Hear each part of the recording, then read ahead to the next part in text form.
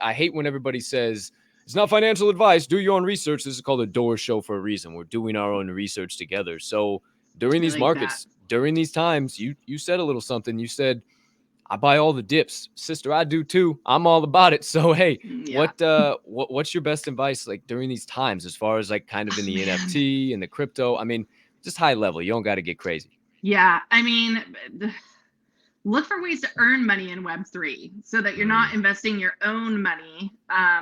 Keep your real life money, take care of all your responsibilities, find things you can do, be a Discord mod, help write content or host spaces, like develop some sort of skill set so that when things start pumping back up, that you're not only like your bags aren't pumping, but your income is pumping and the opportunities are pumping. I would never go back to Web 2. I just wouldn't. There is no way. Like, my life has so drastically changed. Just like the freedom it allows. I'm able to work with my kids at home. I have a 2-year-old. I pick up my phone, put it down, do whatever I need in real life. Like, I work for whoever I want. There's so many options, and like you're just so much more valued as like a staff member or contractor or something. So I would just say look for those high value skills that you can develop in the bear market so that when we pump again, you're pumping on multiple levels. You're putting your eggs in multiple baskets.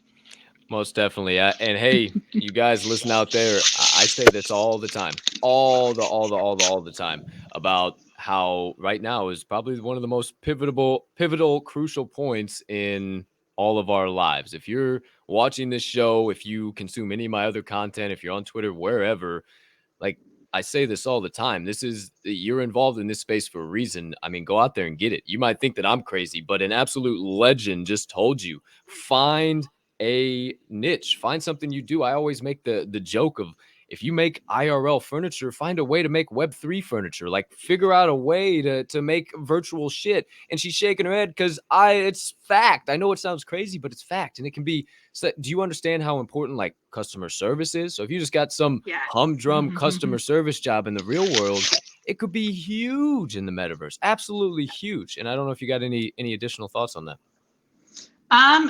Like I don't like being like my title that I've kind of given myself because I love Not Thread Guy and I love the way he talks about this is like chief vibe officer, whatever. Like, and I tweeted something about this today. Like, to me, NFTs are kind of like vibe to earn, right? Like, we're in these projects. And one of the ways that you can really help contribute is be part of that culture, like be part of the vibe, make the vibe, be the vibe that you want to see in the world, right? Like 90% of my job is just vibing and hanging out with people and talking to people.